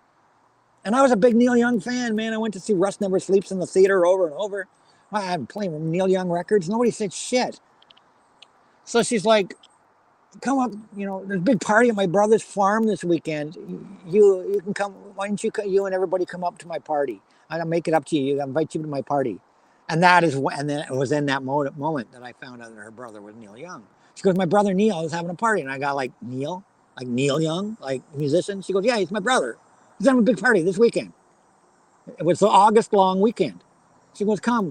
You guys all come up to my party at Neil Young's at the farm. You're all invited. So at least I can do for, you know, for the stereo. So that weekend, we drove up to Peterborough, Ontario, to Neil Young's farm. And I remember driving in the road. There was a road that leads up to the farmhouse through the bushes. There's like trees and a little dirt road that leads in. And when you get past the tree line, it opens up into the field and you can see the main house and the barn and all this shit. So I drive into this road, and the road is lined with cars, and they're just basically parking bumper to bumper to bumper all the way down the road out to the highway. So I park, and a little while later, somebody else parks behind me. So I was parked in. I was there for the weekend. We were told to bring, if we had a guitar, we could bring a guitar. If we wanted to bring an instrument, you could bring a guitar or whatever. Bring a tent, bring a sleeping bag. All booze and food would be supplied. So just bring a tent, sleeping bag, and a guitar if you want it. So we drive into this road. I got my shit, and we walk up the road, and we get into the main field there. And when we get to the main part of the farm, there's all these tents set up in the field. And there's probably, you know, 50, 60, I don't know, tents set up in the field. There's music blaring out of a big freaking loudspeaker system. And there's a fucking stage in the field of Neil Young's farm with the big ass amps that you see when he used to do like the Rust Never Sleeps tour. Like, I'm looking at that going, are Crazy Horse gonna fucking perform? What the fuck? Their stage is set up. They got those big oversized amp shit things on the stage. And I'm going, what the fuck? Is Neil Young and Crazy Horse gonna play at fucking farm? I'm like, what is this shit? And there's these big ass gigantic barbecues cooking burgers and sausages and steaks and shit. And there's big freaking vats of um, brown beans, you know, pork and beans, big vats of beans. There's big bowls of salad. There's a rowboat full of corn, a rowboat, and it's full of water and it's full of corn. And they're taking the corn from soaking in the water and they're putting it on the barbecues to barbecue the corn on the cob. And it was basically serve yourself whatever you wanted. There was a beer counter with beer with a guy passing beers out to people and making drinks and shit. And there's this stage, and the stage had cables that ran back from the stage into the barn, and there was a big ass gas generator in the barn powering the stage. There was no lighting or anything on the stage. It was just, I think there was a couple of small lights, but not, you know, like spotlights or any of that shit. No stage lighting. And basically they told us, well, you know, if you got a guitar, you can go up and jam on the stage anytime. And people were just up there jamming. That's what, so Neil Young and Crazy Horse weren't going to play, but they had set up the stage for anybody that wanted to jam and just jam out. And then there was Neil. Neil was just milling around with people, and nobody was acting like Neil was like a celebrity. He wasn't acting like a celebrity. He was probably as wasted as the rest of us. We basically spent 3 days, Friday night till Monday afternoon, partying at Neil Young's farm. And you would go and people would be partying 24 hours a day. And people would party 24 hours a day. And the party just went on nonstop. You could go to sleep, you get wasted, whatever, go to sleep in your tent, wake up in the middle of the night, there'd be somebody partying somewhere. And there was about 100 people there, about 100 people, I'm guessing, approximately, at this party. And the party just went on nonstop from Saturday, Sunday, Monday. And we just ate and partied and jammed and hung out. Nobody made a big gaga deal over Neil Young. He was just another one of the people there. Average Joe. I talked to Neil, you know, and just shooting the shit, man. Everybody just shooting the shit. And Neil would go up on stage and he would jam on guitar and people would jam with him. And it was just a hangout. It was such a good fucking time. It was a good fucking time. And then I had to leave to come back to the city. I was working at, was I working at Lytton? No, I wasn't working at Lytton at the time. I don't think I was working at that time. Was I? No, I wasn't working at that time. I was leaving to come back to Toronto, and I was parked in, and I couldn't, and the people, a number of the people behind me hadn't left yet, and I wanted to me and my friends had to get back to Toronto, and there was 4 of us in my car, because I was one of the few people that had a car and a driver's license at that time. So to get out of Neil Young's farm, because we couldn't go back down the road because we were parked in, one of my buddies walked in front of my car and we slowly maneuvered the car enough that I could drive it out into the field. And my buddy walked in front of the car to watch for rocks and potholes and shit that would wreck my car. And he walked in front of my car and I followed him and we drove through fucking bushes with my car. Just like through the freaking forest and shit. Until we found our way back to the highway. And then we came back to Toronto. So that was my weekend at Neil's farm. So those are a lot of my celebrity encounters. I mean, I've met other artists since then. I mean, I met Alice Cooper again, you know, almost 50 years later. Last year I met him at the Toronto show and got his autograph again. So like almost 50 years between the two times, 75 to 2022, what's that, 45 years or something later, I would meet Alice Cooper again. And of course, I've met a lot of people recently because a good friend of mine, Scott, which you guys know from the auctions, he gets tickets to a lot of shows, and I've met a lot of people in the last few months. I met George Benson, like literally not even a month ago. I Ubered George Benson a month ago. George Benson was here in Toronto just a few weeks ago, performing at the Pantages Theatre, and my friend Scott called me up. You need to interview me? My friend Scott called me up and he said, Anthony, I know you Uber. Do you want an Uber job tonight? And I'm like, sure, why? Well, whatever. He goes, I got an Uber job for you. I'm going to see George Benson tonight. I've got front row tickets for George Benson. You're welcome to join me. I couldn't at the time. I had something else going on. But he said, if you want an Uber job tonight, you can. We need an Uber to drive George Benson back to his hotel after the show. I'm like, I'm there. Yeah, sure. Why not? Why not? Why not? Why not? So I got an Uber job to pick up George Benson after the show. And I Ubered him back to his hotel. And so I met him, and I didn't talk to him. George had somebody with him. And I just said, it's a real pleasure to meet you, Mr. Benson. Enjoy your music. And that was about all I said in the whole Uber ride. Pleasure to meet you, Mr. Benson. And he kind of just like, okay. So yeah, George Benson. I'm probably forgetting some celebrities that I've met. I met Joe Bonamassa. Who have I met? Well, Living Dead Girl, the artist Living Dead Girl, of course, was a model of mine. She modeled for me. I shot her a number of times. She's now got her own band called Living Dead Girl. She moved to the United States last year, and she's trying to get her career going. I've got an autographed copy of her album on vinyl. It's pop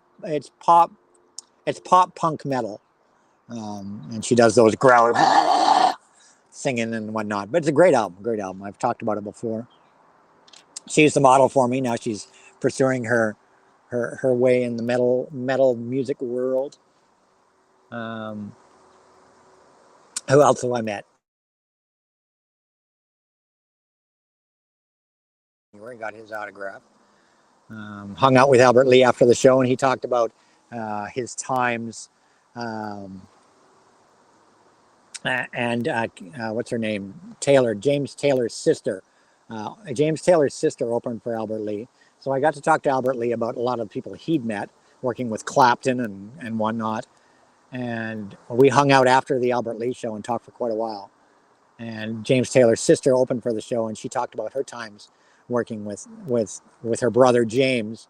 And she told me about times where James and her and the Beatles would hang out at back of Abbey Road Studios and smoke weed.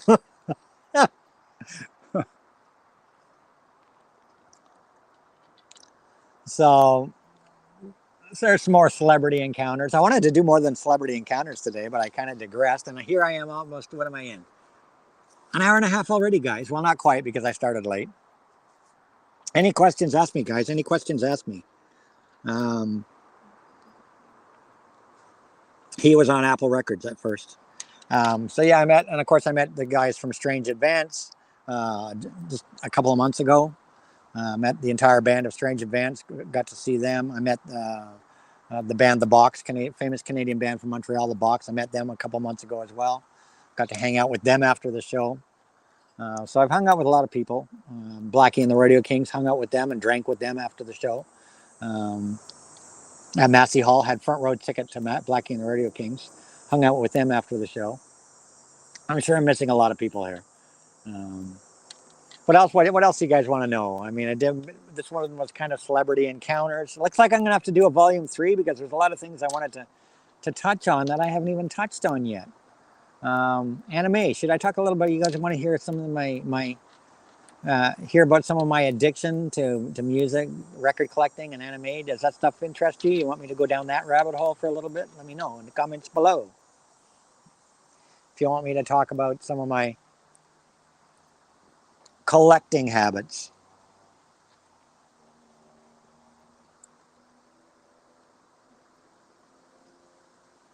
Caroline Polachek has a new album coming out. Have it on pre-order. It got delayed here, but I think it's officially being released in a couple of weeks. Have you met any of the Rush guys? Well, yes. If you haven't, I guess you haven't watched Volume 1 or heard the story of Rush at my prom. I'm not going to really repeat it in big detail here because you can see that in my first Q&A live stream, which is up on my channel. But in a nutshell, just for those that haven't watched that Q&A live stream, Rush played my prom. We won a concert, a radio station concert, for raising the most money as a school for the United Way one year. Our school won a private concert from Rush, who had only released their first album at the time. They only had the one album out, the initial Rush album, and we got a private show from Rush. It was a promotional deal as a prize for raising the most money for United Way. And so Rush came to our school, and they decided to make it a school dance and also to make it the grade 13's prom. It wasn't my prom technically yet because I was only in, I think, grade 12 at the time or grade 11. But they probably played the prom for the school, but they invited the whole school because the concert was won by the whole school.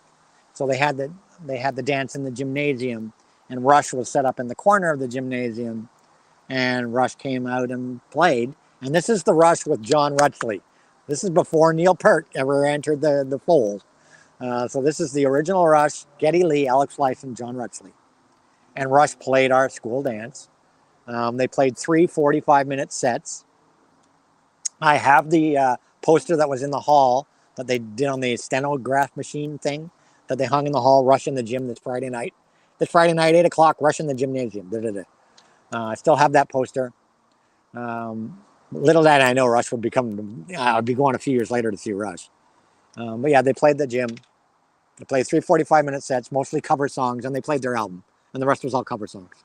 And Rush would just hang out. Between sets, they would just sit there and hang out in the gymnasium, drinking Pepsi, drinking Coca-Cola and whatnot, soft drinks. Because, of course, no booze, right? So there. So I sort of met Rush. Anyway, they're right there, our dance. And they weren't on a stage or anything. They were just, their equipment was just set up on the floor in the corner of the gym with some amps. So there's a little quick recap of that story for you guys that didn't see volume 1. So yeah, how did I get it? Anime, you want anime next? Video games and anime have been a big part of my life, a massive part of my life. And of course, as you guys know, I stream on Twitch. For those who watch Twitch, I am on Twitch TV, Thunderball 7 on Twitch TV.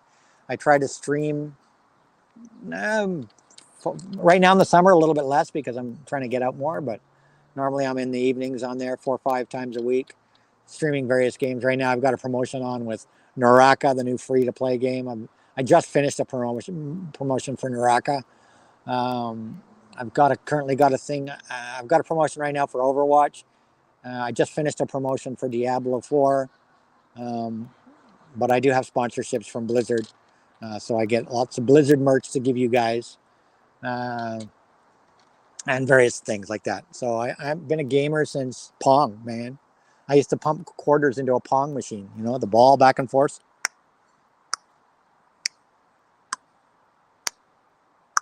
Turn the little wheelies. I remember I used to go to this hamburger joint, and they had one of those sit-down Pong machines, sit-down tabletop Pong machines, and I'd sit there and pump quarters into it and bounce that stupid little, and play against the computer, playing frickin' Pong tennis back and forth with the. That began my addiction to video games. And I've had every console. I still have most of them. The one console I don't have, which I wish I did still, is the ColecoVision. I love that thing. But I've had a lot of consoles. And from Pong, I went to Intellivision, Atari 2600, Atari 5200, Atari 7800. I had a ColecoVision. I loved the ColecoVision. That's the one I regret selling. ColecoVision, and then, of course, the Nintendo, the NES. The NES, and then the Super NES, one of the best systems ever made. I had the Sega Genesis, the Sega CD, the Sega Saturn, PlayStation 1. I still have most of these consoles: PlayStation 2, PlayStation 3, PlayStation 4. Of course, now I play on the PlayStation 5, PlayStation Portable, PlayStation Vita, Nintendo, Game Boy Advance, Wii U, Switch. Of course, now the things I play on now are basically the PS5 and the Switch. So I've been a massive gamer all my life. I'll game until my fingers don't work anymore. Once my thumbs go, I guess I'm done. But I'll game all my life. Keeps the brain going, man. Keeps the brain going. I love gaming. Love gaming. If I play retro games now, though, the great thing about retro games is you didn't really need the sound and music and shit. So most of the time I just play the 8-bit games, the classic Nintendo and Super Nintendo stuff and Sega Genesis stuff, all the 8 and 16 and 16-bit games. turn the volume down, put records on, and game and spin vinyl. And the new games now, all these fancy new games, you need the sound. So I can't do that because you actually need the sound, and they of course have fantastic sound. So I've been a big gamer all my life, and I'll keep gaming until I can't function anymore. And you have that system, all those games too. Yeah, I have that emulator. I have an emulator with 100,000 games on it. An emulator. It's got basically every game made for every system, up to the Nintendo DS. And I highly recommend it, guys. You can buy them on Amazon for like $100. 100,000 games. It's got every Atari game, every ColecoVision game, every computer game, every Amiga, PC, everything from like the beginning of gaming up until the mid 2000s. Every game ever invented is on this emulator. 100,000 games. It's crazy. It's crazy. It's a good way to get, all the retro gaming in one little cube that's about this big. Let's see the chat here. Any questions, guys? Ask me. Any questions? Ask me.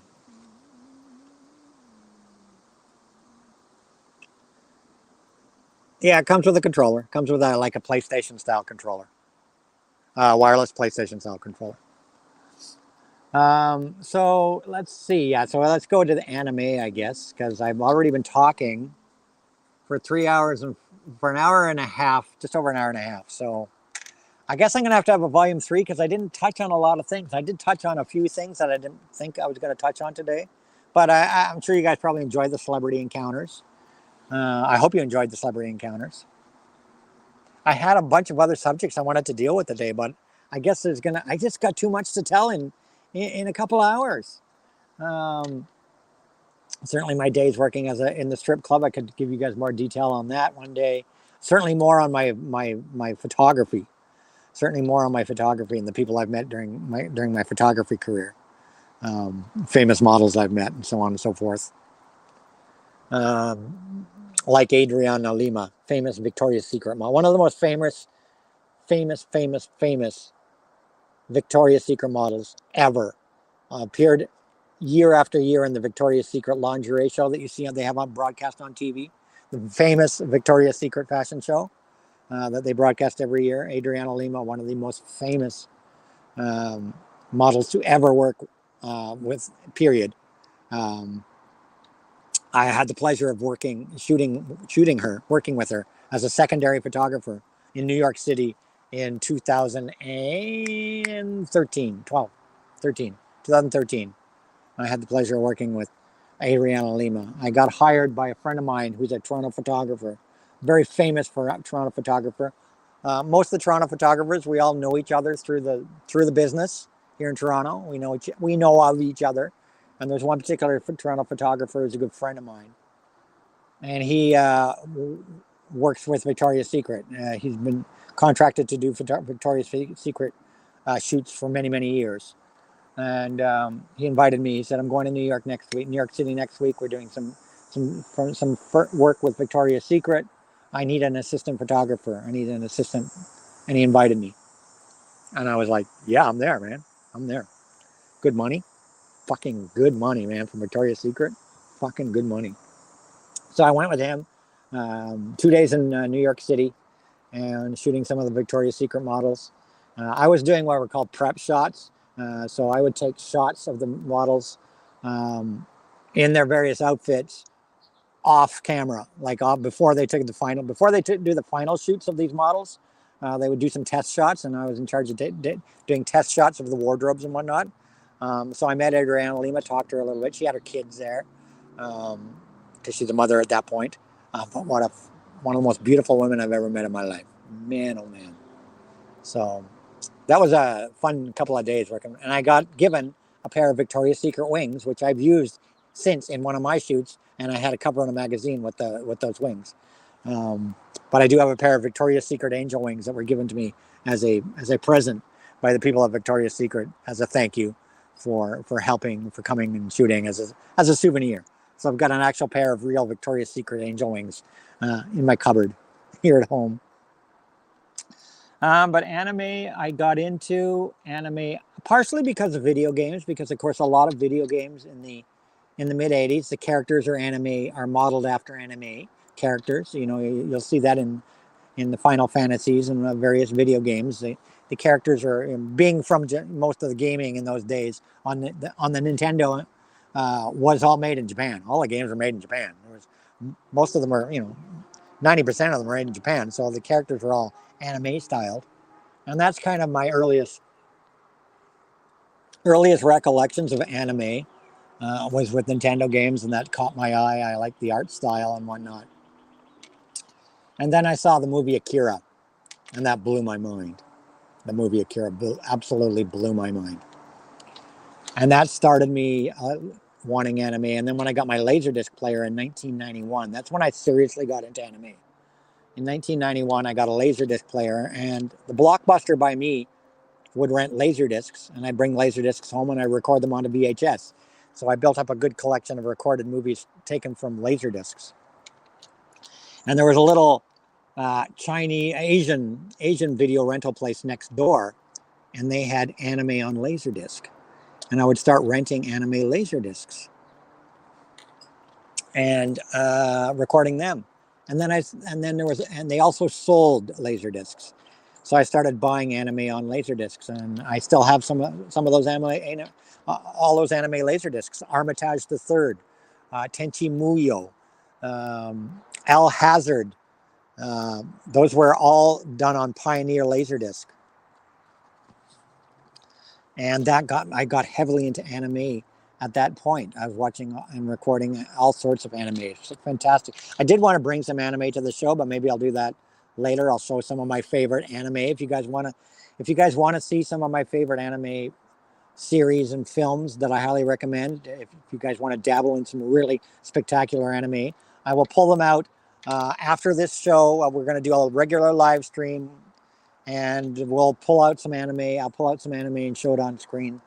Some of my favorite anime series. And if you guys want me to make an anime video for my channel, maybe one day I'll do an anime video for my channel. But it was 1995. I was watching anime for a couple of years, and then 1995, Ghost in the Shell came out, and that made me mega anime fan. The original Ghost in the Shell anime blew my mind. That's when I went to become a hardcore anime fan, and it's still probably my favorite single anime of all time. The original Ghost in the Shell by Masamune Shirow.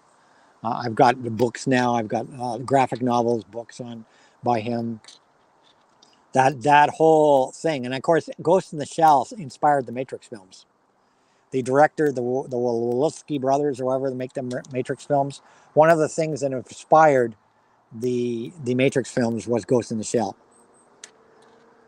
So from then I fell in the hole of, and then the DVD player came out in the late 90s, and anime was rampant on DVD.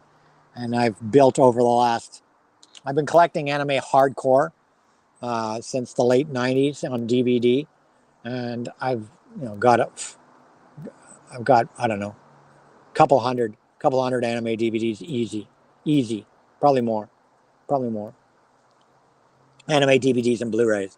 I like series, I like films. I'm always buying new anime. I just bought some more anime a while ago. My favorite anime series right here, One Piece.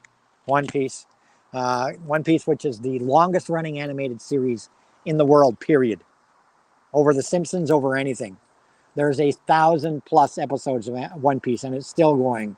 It's a continuing drama. The shows continue from one. They're not separate episodes. It's a continuing story. One Piece. I've got quite a number of volumes of it on DVD. I wait for the DVDs to come out, which are all dubbed in English. I've got up to episodes. I think I'm up to around episode 600 and some odd now on my DVDs, or 700. They're still being released, but there are actually 700. There are over 1,000 episodes now. I'm currently back on around 500 and something. I still got a stack of One Piece on DVD. I haven't even watched yet. I'm slowly working my way along it. So One Piece is massive with me. I love One Piece. And of course, in the late 90s, I started collecting anime figurines. I have a massive anime figurine collection. I don't buy as many now just because I got so many, there's nowhere to put them anymore. But occasionally, here and there, if I see something really spectacular, I'll pick up an anime figurine. They, of course, rise in value very, very, very quickly, very well. So I probably get more anime figurines down the line. Not very many, because I'm actually going to sell some. But yeah, I fell in the anime figurine rabbit hole for a while. I love everything to do with anime. Absolutely love everything to do with anime. It's just so great. I'm not a big manga fan, like reading the mangas. Anime is TV movies. Manga is printed. For people that don't know the difference between manga and anime, they're both the exact same thing, but manga is in the books. So you read manga, you watch anime, but it's both the exact same thing. Anime is the moving picture format, and manga is the printed format. But I never really got much into the manga and the reading. I've got a couple big anime books series, not very many, but I've got a massive anime collection. So that's my love of anime. I do want to go to Japan one day. Of all the places I want to travel in the world, I want to go to Japan. My daughter and I have talked about it, that one day we want to do a couple of weeks in Japan.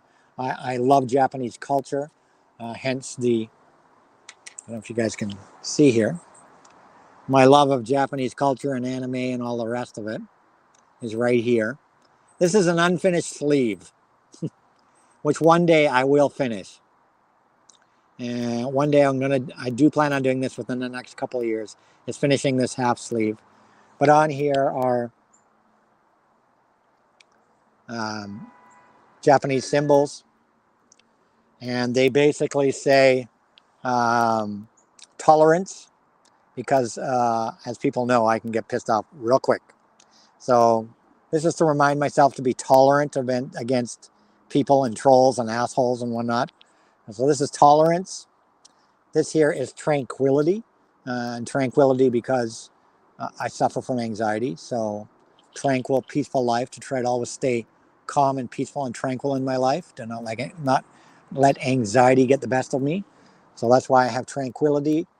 Tolerance, to be tolerance of assholes like Davey Strange Name and Precode and all these other twerps. Tolerance, tranquility, and then the last one is kind of obvious, beloved daughter. Of course, for my daughter, beloved daughter. And of course, my daughter is here as well, Samantha. This is for my daughter as well. So yeah, and of course the yin and the yang, balance in life.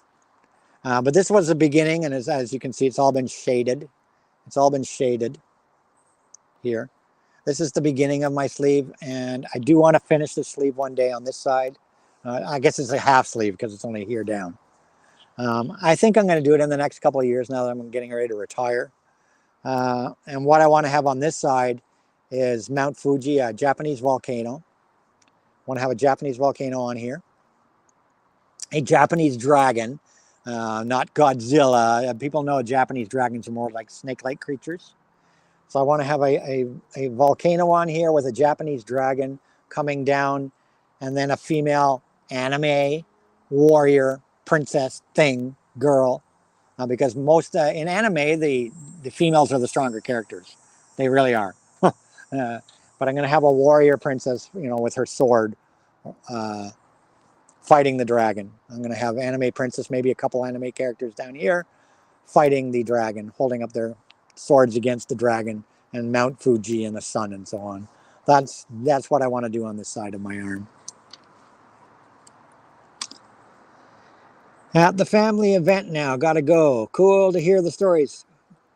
Nice to see you, Record Hound. Nice to see you, my friend. Nice to see you.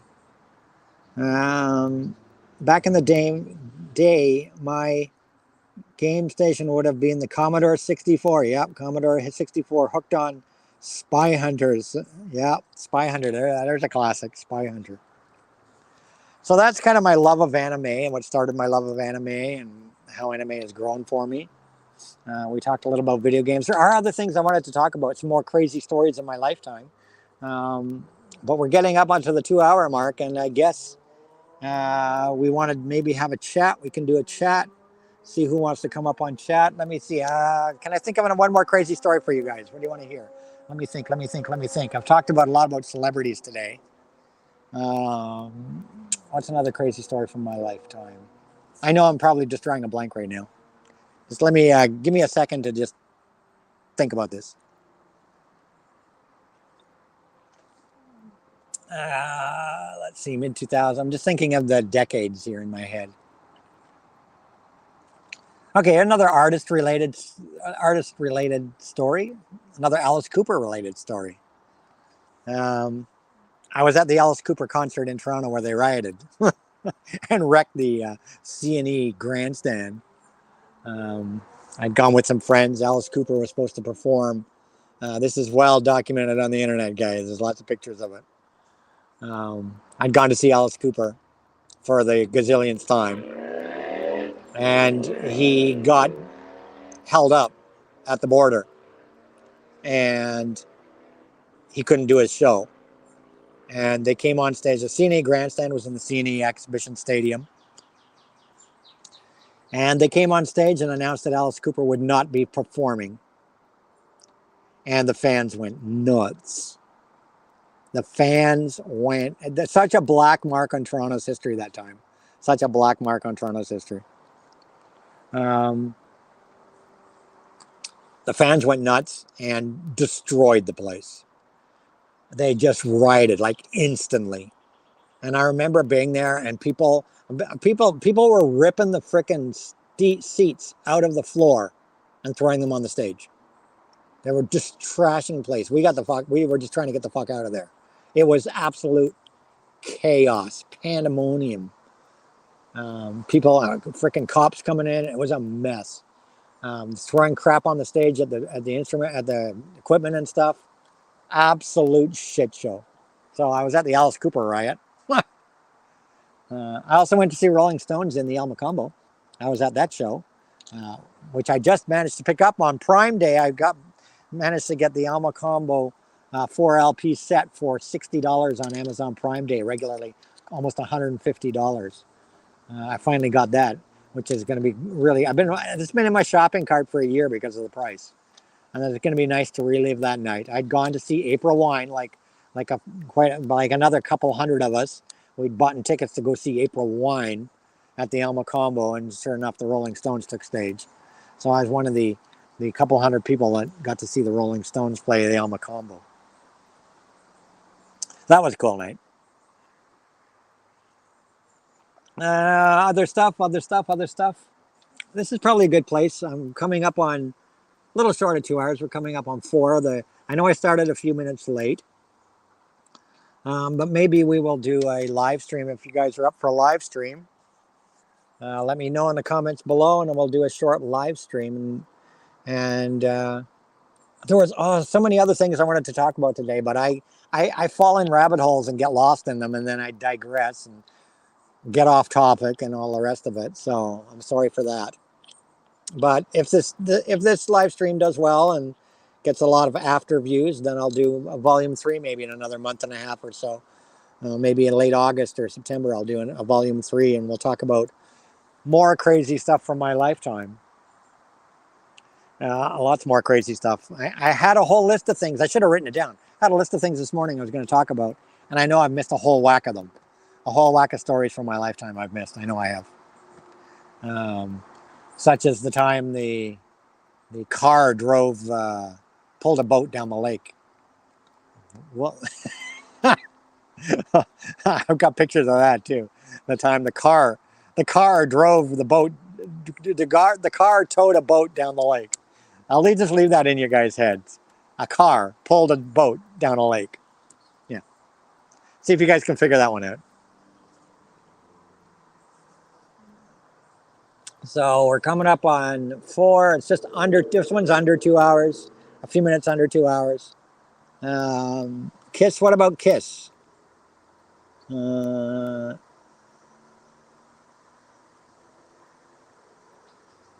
Marmite Apples, like maybe now's the time to ask MOV why their Sasha releases in Canada have a massive price, like hike for you folks.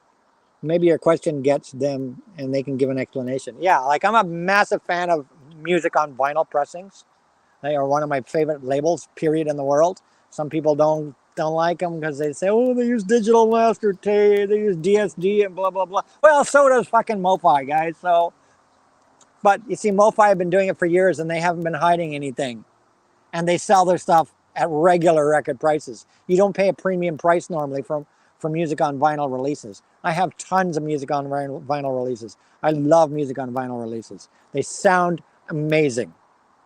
But there's a trance artist, Sasha, who they released, and I've picked up a few of the music on vinyl trance releases. I picked up Rank 1 earlier this year. Happy to have that finally. But they released a Sasha release last year, and it's his 12-inch singles, and it's a total of 4 songs. 2 12-inch singles packaged together in one package. But for some insane reason, they want like $70 for them. For 2 12-inch singles on Music on Vinyl. Everything else in the Music on Vinyl catalog, I can pick up in Canada for around $50 for 2 LPs. 2 LPs for around $50. They average around $250 on Amazon and whatnot. Around $50. A 3 LP is around $60 on Amazon. But for some inane reason, they want $70 for these 2 12-inch singles. $70 for the Sasha. I don't know if Sasha's company is setting this price, but it's sat in my record card for like a year because I'm not going to pay $70 for 2 12-inch singles. And he just released his album. His album just came out this past week on Music on Vinyl. It's a 3 LP, but it's a regular LP spread over 3 discs. And they want 80 some odd dollars, $85 for it. Whereas any other Music on Vinyl pressing is like 50, 60 bucks. I refuse to pay $85 for a regular LP that's been divided up to 3 LPs. So, don't know what's going on with that, but I would really love to have both of these releases, but that's just highway robbery. And on that note, I'm going to call this a stream. Thanks for those who showed up. Of course, I'm sure people will watch it in its replay, and I hope it does well in the replay. And if it does okay, maybe I'll do a volume 3 of my lifetime, because I didn't talk about as many things as I wanted to talk about today. I unfortunately didn't get around to a lot of topics, because when I start talking, whatever. But I'll see you guys in the next Life and Times of AGK video, which I'll try to do on maybe in August. We'll see at the end of August when I'm on my own for those three weeks. Maybe around Labor Day I'll do another one. I'll do a part 3 if you guys are interested. I won't be doing much videos for my channel. I did a couple videos for my channel this month, but you probably won't see any videos for the rest of the summer for my channel. I will try to get some of I do the 1 minute, so-and-so artist in 1 minute shorts on my channel, 1 minute shorts. I did Santana this week, and I did, who else did I do? I did two this week. Santana and somebody tell me. The last one I did was Santana. Santana and somebody. Bruce Springsteen. And I basically show my entire collection in 1 minute. So I will try to pop those up because I can put those together fairly easily. I'll try to get a couple of those up during the course of the summer. A handful of those 1 minute videos, but you probably won't see any long form videos from me until September, because starting this Friday, I have a busy week of work this week. I'm shooting the brand new model, of course, on Tuesday. Gorgeous, gorgeous girl. Absolutely freaking gorgeous girl. Maybe I'll preview some of the shots from my photo shoot on my Instagram, AGK _ lifetime of vinyl. And maybe I'll sneak a few previews of my shoots this week with this absolutely gorgeous young model.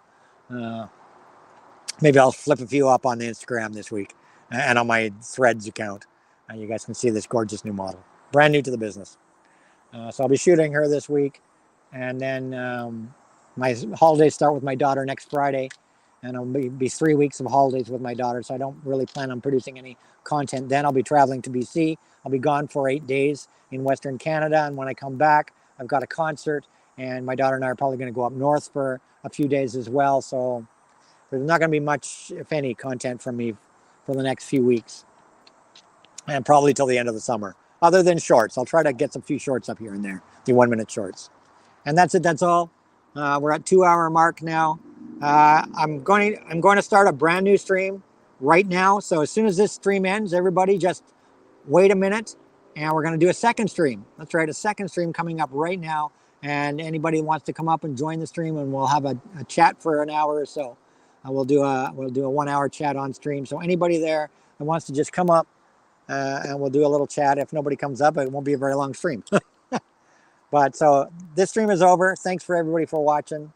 Don't forget to follow me on Twitch, Thunderball7, if you want to see me do some gaming. Obviously on my holidays, I won't be doing much gaming there either, but I'll probably, if I'm sitting around, I'll do some gaming. Thunderball7 on Twitch, AGK_Lifetime of Vinyl on Instagram and on Threads. AGK Productions as well, my modeling website and my Twitter account, AGK Productions.